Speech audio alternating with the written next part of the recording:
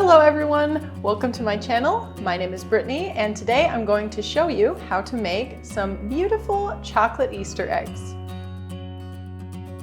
So I just got this new chocolate Easter egg mold that comes with a base and I'm excited to try it out for the first time. So I'm going to show you how simple and easy it can be to make a really clean and shiny Easter egg.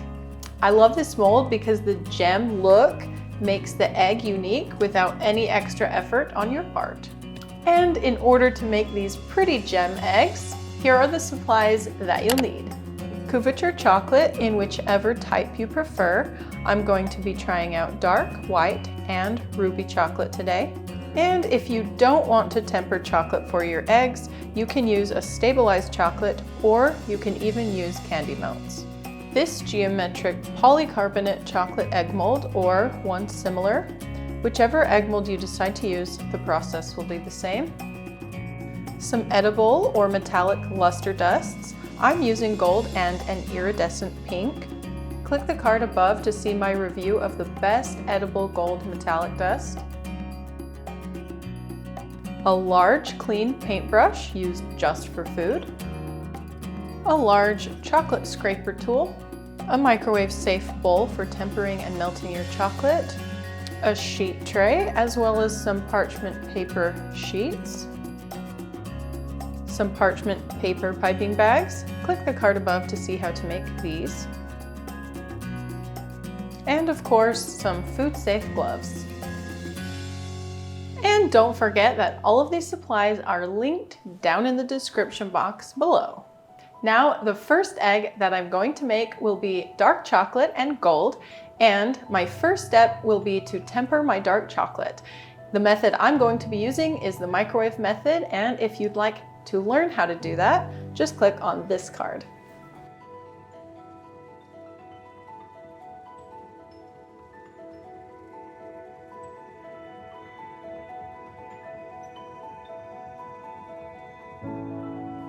Okay, so I've got my clean molds and my first step is going to be to brush them with the edible gold powder. So I'm going to take my large brush and put a little bit of powder in the lid, and I'm just going to dust it onto the mold.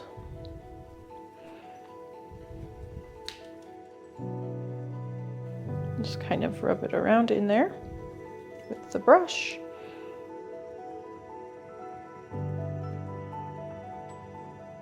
And then I'll take the same metallic and just rub it into my egg cavities. Make sure I get all the parts, all the surfaces. And for me, it's okay if they're not, if the gold dust isn't exactly even throughout the mold, because it tends to like gather in the corners, which is okay because it'll highlight the geometric shape better.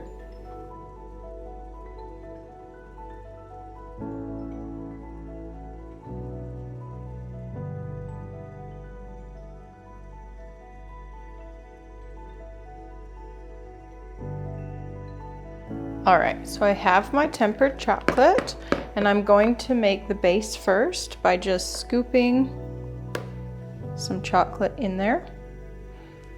And you can use a piping bag for this too. I'm just using a cup. That's probably too much.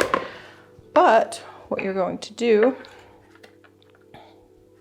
is tap it to level it out.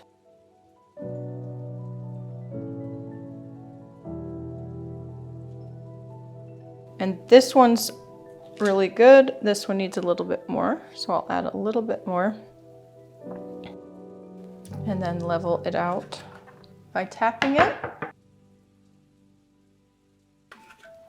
You can also tap it with your chocolate scraper, and that'll help get out the bubbles.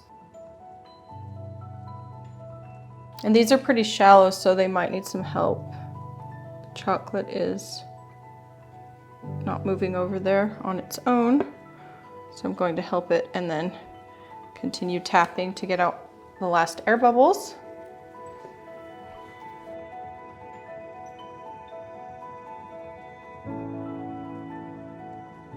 And then I want it to be level.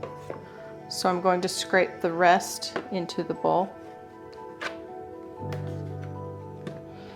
And it looks like I didn't quite get enough still.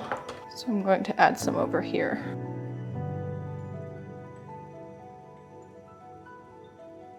And then scrape it.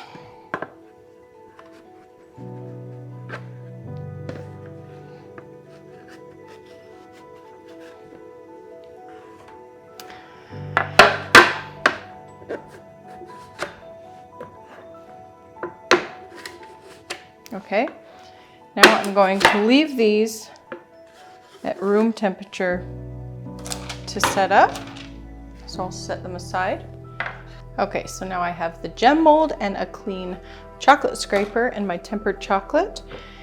And I'm going to try to fill them almost to the top, but I don't know if I tempered enough chocolate. So I'm just going to pour the chocolate straight in to the mold.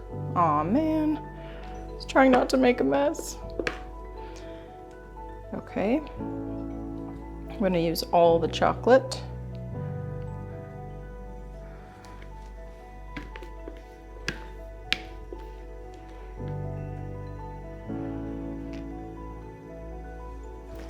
Okay, so because they're not all the way to the top, the chocolate, I'm going to just swirl it.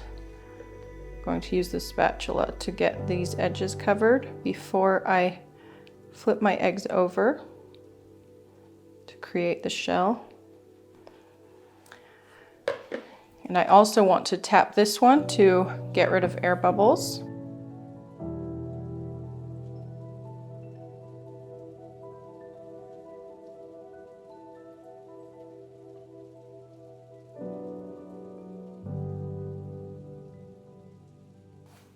You want to do this pretty vigorously and you'll see the bubbles coming up in the chocolate, and once those stop, you can stop tapping.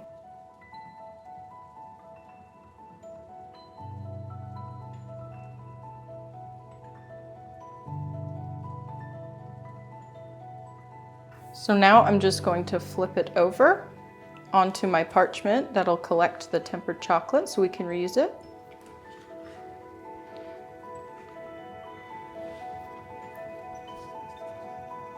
And then I'm going to tap it with the chocolate scraper.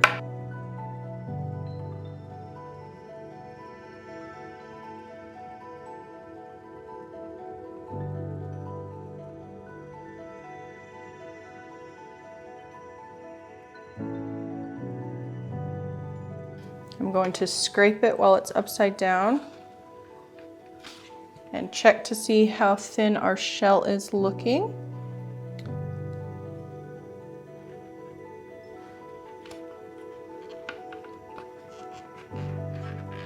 Going to knock out a little bit more.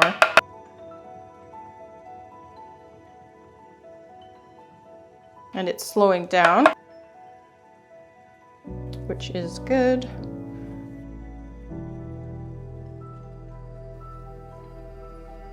So scrape it one more time. And then you want to make sure it's really clean. So I need to clean my scraper. I'm just going to use a spatula like this, and then really scrape it clean. Then I'm going to let these set up at room temperature upside down. Now, to clean up your chocolate, I'm just going to, because this is tempered, what you can do is take a spatula and spread it out thin so it cools more evenly, like this.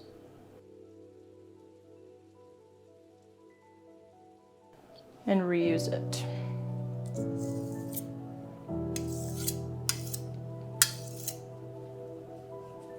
Now after about 15 minutes, when your chocolate begins to set up, you can tell because it looks matte and you see that it's not shiny and fluid anymore. You're going to put them in the fridge for 20 minutes. And with the egg mold, you'll just scrape it one more time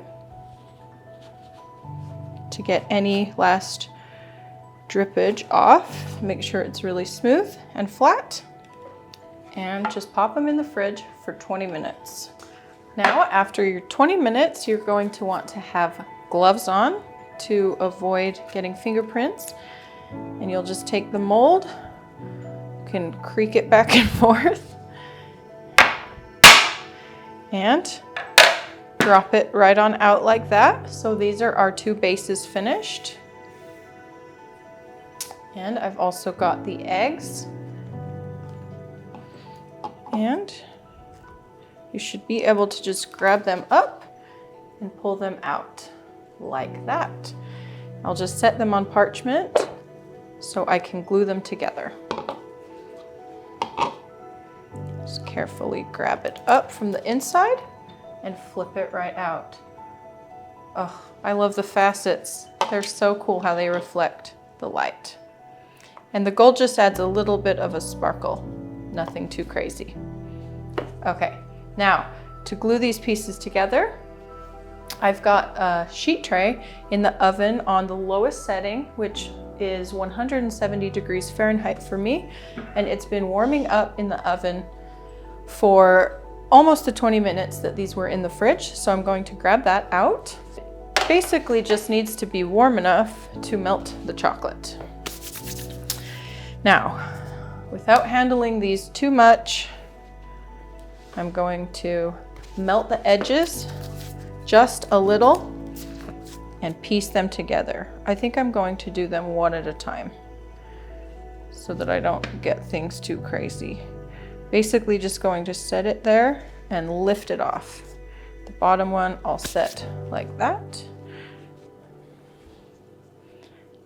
And then I'll do the next one. Carefully lift it off. I don't want to get melted chocolate. I think it's easier if I pick them both up like this and line them up. Gently press them together when they're lined up. I'm going to lay it back down. And then move this out of the way. While it's still a little melty, I'm going to gently take my finger along the edge and clean off any chocolate that got pushed out when I pressed them together. And we have the full egg. I need a new pair of gloves to avoid getting melted chocolate on the egg. This is how it looks. Full egg. Now we need to glue it to the base, and to do that I need a parchment paper piping bag full of our tempered chocolate. And since I have two bases, I made one extra. I'll just pick one. And I'll just pipe a tiny bit of chocolate on the base. Well, not tiny, but a little dot here. Maybe a little more. I don't want it to push out too much, but I also want it to be enough to hold it. The egg's pretty light though, so. And I'm going to carefully place it in the middle and squish it down. Then I'm going to have to carefully hold it until it sets up. Another way you can glue the egg to the base is by melting the bottom of the egg on the warm sheet tray and placing it on the base. I'll show you this method later in the video with the ruby chocolate egg. Okay, it's balancing. Now I need to see if there's any more structure I could add. Actually, it's doing pretty well, so I'm not going to touch it And I'm going to let that tempered chocolate under there finish setting up, and it should only take about 5 minutes. All right, now I'm going to make a white chocolate and ruby chocolate egg just for fun. You can use the same technique in the microwave to temper white chocolate, and to learn more about how to temper ruby chocolate, just go ahead and click on this card. And as far as making the actual egg goes, the process will be exactly the same.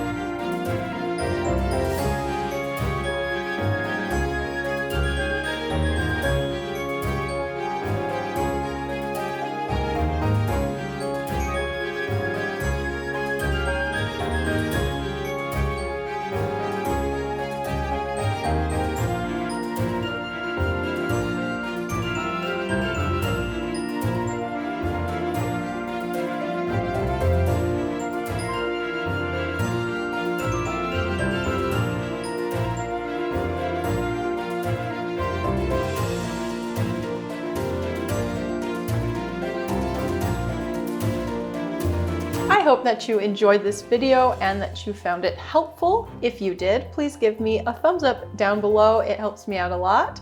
If you haven't subscribed to my channel yet, today's the day. And if you'd like to see some other fun chocolate Easter ideas, just click on one of these thumbnails.